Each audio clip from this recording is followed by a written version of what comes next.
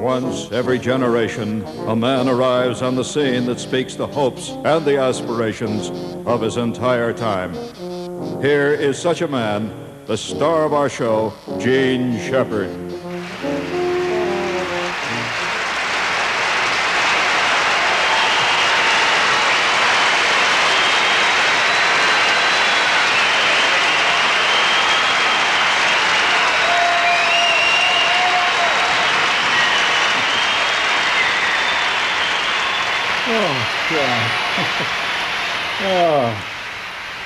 At ease. I love that sense of power. I'll tell you, there's nothing like electronic power. Well, we're back again. It's exciting. Showbiz. All those little wires connecting all those millions of antennae. All those electrons floating through the ether, the atmosphere. It's really exciting. And here it is, another year. Let's see, it's 1978, right? Or is it 77? It's getting so it's almost impossible to hear in your mind that little thing that ticks off in your head what year it is. I have a friend, by the way, who has to put a little sticker on his shaving mirror that tells him what year it is. So every morning he gets up and he starts shaving away there, you know. Says, don't forget, Fred, it's 1973. Only trouble is his wife keeps forgetting to change the sticker. And sometimes that elliptical mind that he's got just keeps flailing around. He still thinks, what was his name? What was his name who was president? Remember the guy with the jowls? That's the way history is. The mind. I mean, that's what television does to you. Have you ever been able to tell one Kojak from another? Or is life one continuous Kojak on television, where guys are running over the tops of cars, shooting at each other?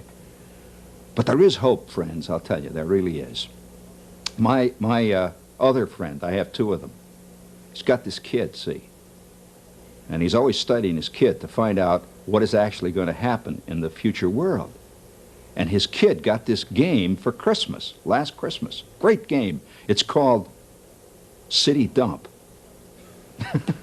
You ever seen that game? It's called City Dump, yeah. And you get all this little plastic garbage. And you get a little plastic bulldozer. I'm not kidding you, you really do. You get little wrecked cars, and you get oil drums, dead fish, you know, all the stuff you find out at the dump. And every day, his kid and his friend sit down at the kitchen table and play City Dump. Now, the way you play the game is that the kid that pushes all the stuff off the table first wins. I don't know what the symbolism of that is. But then symbolism has always been a difficult thing in life. After all, what is life? But a search for fulfillment, happiness, to somehow grab onto something and devour it in great chunks and feel that the next Kodak slide of time will go all the way, full color, with the blue skies of existence behind it. Just don't hear that kind of stuff on the Johnny Carson show, do you? And speaking of life, how do you see yourself in the great shooting gallery of life? Fire. All right, get him out, get him out. Who's going to be the winner now? Hit him in the center, Clyde. All right. Number 4 goes first, 4 to winner. He can stretch his skin. Every year, late in the summer, maybe the last week of August, the first week of September, all over this great nation of ours, it happens. The evocation of primitive man. And don't kid yourself, within each one of us, crouching next to our spleen maybe, is a primitive man. What's left of the creature that crept out of the mud millions of years ago. Looking with yellow eyes at the mysterious heavens, the primitive man who then slowly began to till the soil. And every year, his harvest time came. And by God, he had made it another year. And every year, all over this nation, it happens again. The primitive in us gathers to celebrate not only the harvest, but also that side of man that has a wild desire to celebrate.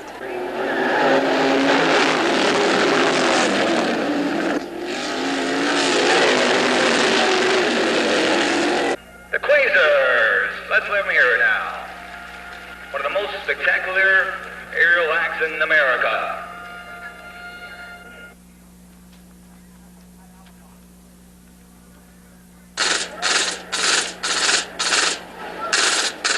Second place, Silver Screen, owned by Mary Jane Gluck from Warren County.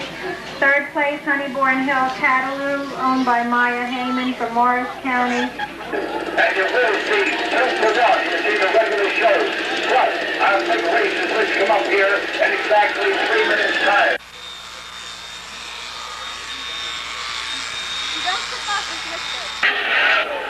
Come on there, Blondie, let's go.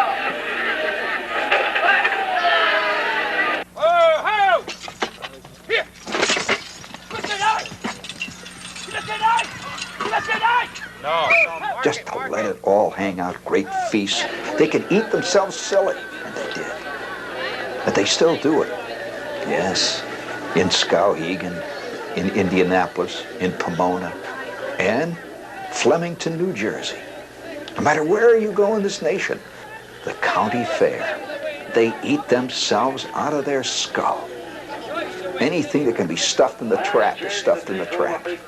Then they hurl themselves senselessly, round and round, on curious devices of torture. And they pay heavily to do it, too, just as man did in his days at Stonehenge. Woo! Oh, I love to do this.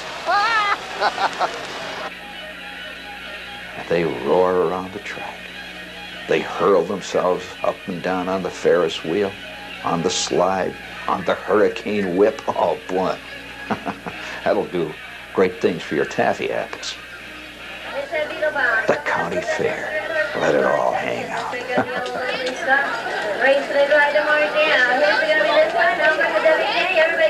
Going in the third spot, Billy Osman.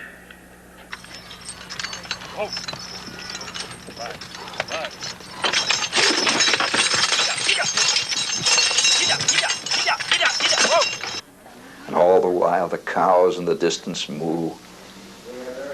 The ladies make their quilts. And you notice they always have quilts at county fairs. That's to prove that they're ready for the winter. And so, on this occasion, we salute the primitive man that still is with us. The festival of the harvest. The great American county fair. Games of chance.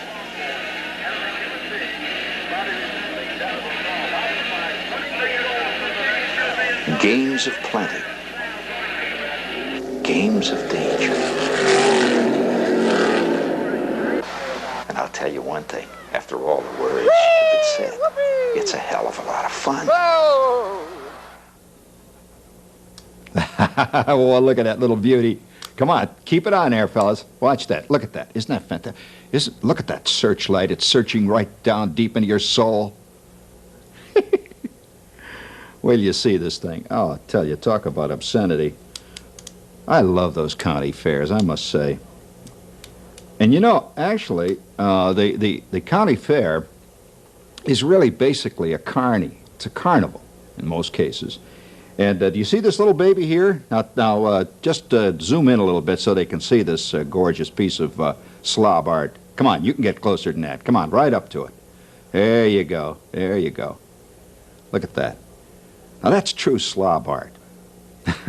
In fact, I've created in my own mind a whole separate school of art. You've heard, of course, of pop art and op art and modular art. To me, this is slob art. It's the kind of art that the average walking around cigar-chewing hamburger eater loves. It's beautiful. And incidentally, have you noticed that much of the Slav art is based on booze, which is a subsidiary of Slav art, and we're going to do an entire show one night on booze art. Now here's a Schlitz beer bottle, and it's made in the form of a flashlight. Now don't tell me exactly why. It just seems to satisfy some aesthetic principle in the mind of the Slav. And can you imagine the excitement? Guy's got a flat tire out on the turnpike. He yells into his wife, "Give me the flashlight! It's in the glove compartment!" Then from inside the car, "Well, there's nothing but a beer bottle in here." So, "Give me the beer bottle, that's my flashlight." He runs around, he's out there. "So I forgot the damn batteries." And then a squad car pulls up. He's got a beer bottle in the middle of the rain. They take him in for drunken driving. Oh, well. This is called grab. No, excuse me, slum. Slum. Now, what is slum? Well, slum is the generic term that all carnies use to describe the material that you win in the games of chance at carnivals. Now, how did I get this one? Well, I got this one shooting a water pistol at a panda. I'm a hell of a panda shooter. And it only took me $18. And finally I knocked the panda down. And the guy said, now you have your choice of anything on the back, right up there in the back, at the top row. You knock the panda down. And I picked this. I think it's kind of nice. I keep it on my desk now. And here is what I won later on at another joint. And this one, incidentally, I won throwing embroidery hoops over little plastic statues of St. John. Don't ask me why. I just kept throwing these things. And I finally got 3 of them on these little statues. One statue, the statue in the middle, by the way, was H.R. Haldeman. And I finally hooked Haldeman, and this is what I won. This is a great piece of slum. Look at that now. And you see what it is. Bring it in close. See, it's a sandwich. It's a cheese sandwich. Very, very utilitarian piece of Slav art. Inside the sandwich, cleverly disguised, you notice, by the way, that the bread is health bread. It seems to be whole wheat with all of the bran, so that you're going to have not only a clean colon, but also a clean mind when you eat on this rubber sandwich. Now, inside this, don't ask me what life's about. Inside it is a flask. Now, here's the way this thing works. It's very handy for those of you that are embarrassed. You know, about 10 o'clock in the morning, and they come in, and Aunt Bluebell pushes the Maxwell House instant coffee cart in, and you don't feel like coffee. Any human being doesn't feel like coffee at 10 o'clock in the morning when you're working in the insurance office. You pretend that it's time for a little snack. And you reach down, you have this wrapped up in wax paper, you say. You take it out, you unwrap the wax paper, see. You say, boss walks through, Mr. Bullard says, "I'll just have a little snack, Mr. Bullard." You take the top off, look around, see. You pretend like you're putting mustard in it. Oh, that's just a Swiss cheese. That's very nice. My wife bakes them in the morning for me. It's like this. And you can see the handiness of this. If you live in certain kinds of family, you have to hide everything you do in life. All of you know that you've got certain things right now in your own life that are hidden. And I don't want to delve into those things, but you can see that this is part of the great game of fooling your fellow man. Lovely thing. And by the way, you can also use it to play beanbag with. Here you come. There you go. Beautiful. Ah, God, it's good to be back, gang. And we've had several phone calls from people asking if there is indeed a game called City Dump. Yes, there is a game called City Dump. It's exciting, and we're going to bring our own game in some night and play it here with the crew. That's symbolic, too. But, by the way, speaking of games, have you noticed that practically all the games that were advertised over the past Christmas were electronic in nature? I mean, everything had batteries in it, had IC circuits in it. Can you imagine a guy about July, all of his games have blown out, and he can't find a serviceman to service his game of electronic dominoes? There's meaning in that. I can't quite figure it out. Speaking of meaning, one of the really meaningful things we do every ping pong, electronic style. By the way, you know you can buy an electronic Farrah Fawcett Majors now? And she's got a radio in her navel, AM, FM. It's kind of nice. You turn her head, her hairdo for the tone control. I won't tell you where the volume control is. There's kids watching. However, one of the most important little aspects of our show, for those of you who are joining us here for the first time, is our weekly visit to one of New Jersey's most elegant supper clubs. It's a very, very elegant club. And it was started back around the turn of the century. It's only by invitation and by membership only.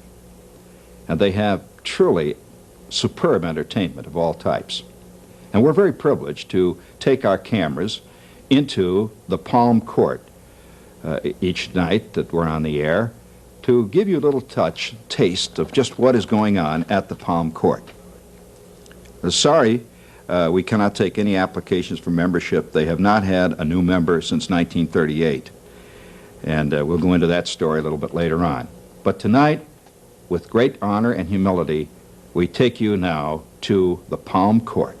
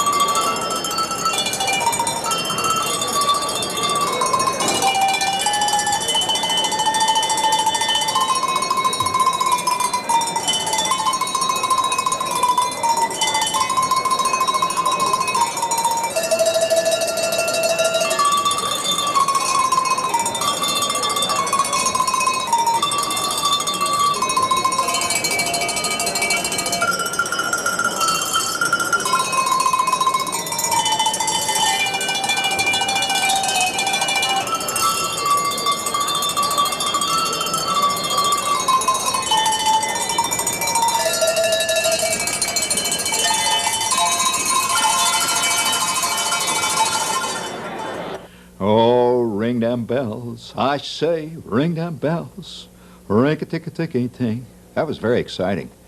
And I want to thank the management of the Palm Court for allowing our cameras into this very exclusive supper club, which right now is enjoying its nightly supper and their entertainment, of course. The guy made me nervous, though. All that wrist action. Has it ever occurred to you? I have to agree with James Thurber that almost all of life is totally inexplicable. I mean, can you imagine a guy spending his life learning how to play Beethoven's Third Symphony on a bunch of bells? Did you see him starting out at the age of 2? His mother said, "Will you stop that?" He said, "I'm driven. I can't help it." He's ringing the bells. Well, I tell you, I had a friend who would go to a restaurant, and he could take a glass of water. This, incidentally, I believe, is true folk talent. He could take a glass of water and drink a little of the water, say, get the edge of the glass wet, and then he would take this finger and he'd go, shee, and he could control it with his wrist, and he could play the Hammond High School song on it. How did the Hammond High School song go? Well, it went, Hammond will fight for you, victory is our hue. Makes no sense, but he would go, he was a fantastically popular guy. I mean, just stuff like that. And then my friend Bolus. Bolus used to sit down in the basement and practice knuckle cracking. He's really good at it. And he could crack his knuckles and get a full octave range on one knuckle, one hand. And he'd sit there cracking the old knuckles, boy. And I remember us sitting there, and this incidentally is a male thing, a boy thing. All male kids at one point in their life go through the card-playing syndrome, where they sit. every male who's watching says, yeah, man. Where somehow they're drawn to somebody's basement. They sit there and play cards. And the card games vary. Now, in Bolus's basement, we play pinochle. And our deck of pinochle, we played double pinochle deck, with two decks together. The cards were so worn that when you held them to shuffle them, it was like holding a soft grapefruit. They were round, fat, thick, greasy. We'd sit there. And for years, we could remember individual plays. Like a Bolus would say, oh, you don't even know how to bid. Like the time you bid 270, you had 285 meld in your hand, you stoop. What's the play? Well, Bolus used to have this fantastic ploy between hands. Well, say Schwartz or Flick, or I was sitting there looking at my cards, trying to figure out what I was going to do. Bolus would sit in his corner and start cracking his knuckles. It's a great poker ploy.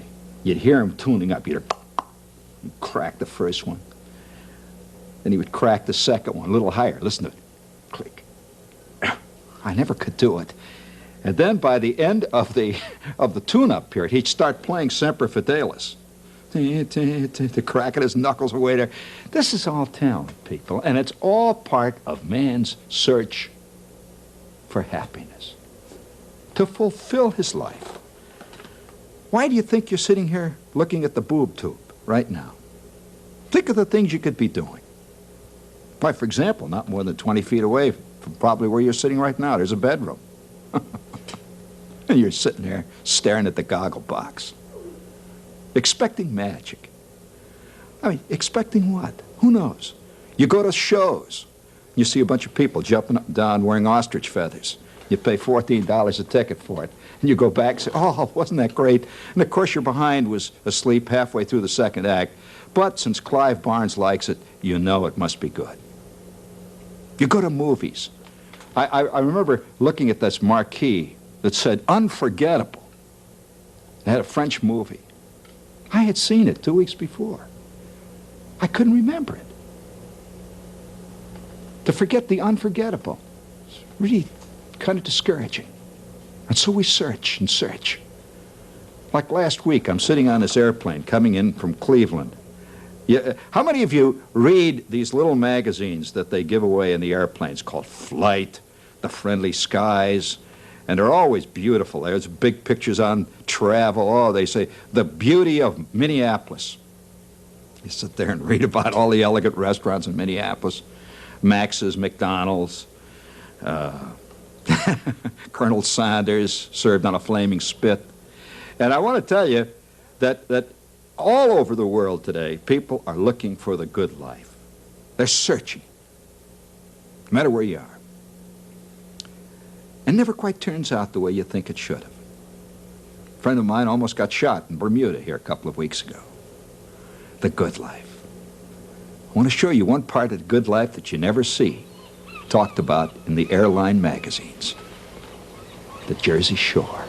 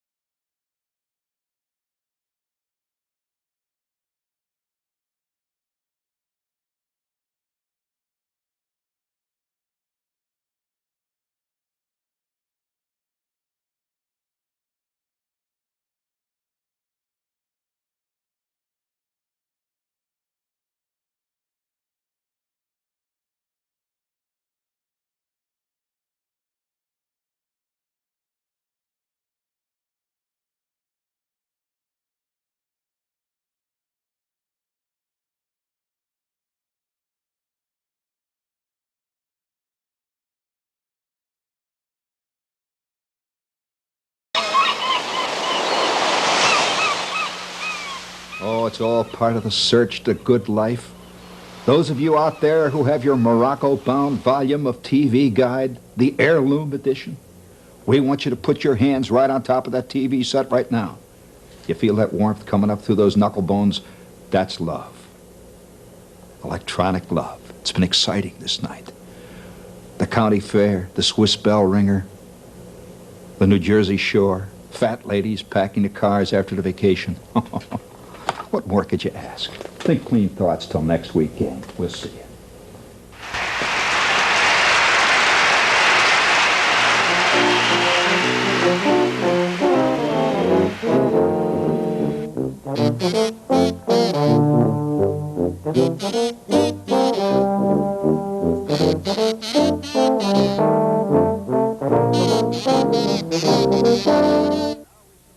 And now we salute our crew member of the week, Ray Chisty, cameraman of West Trenton, New Jersey.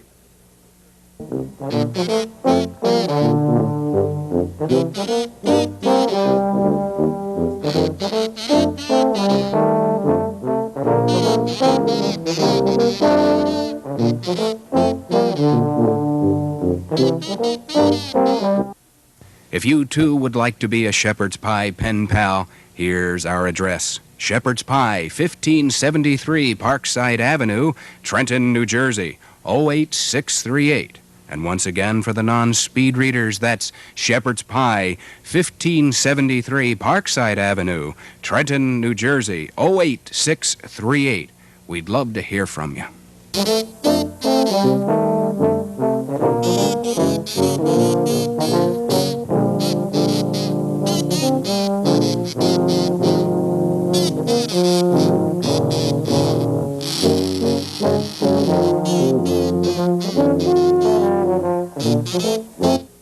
Fans, this is Joe Bacall of Fairfield, Connecticut, our viewer of the week. Joe has recently started dancing lessons and is doing a lot better. Keep up the good work, Joe.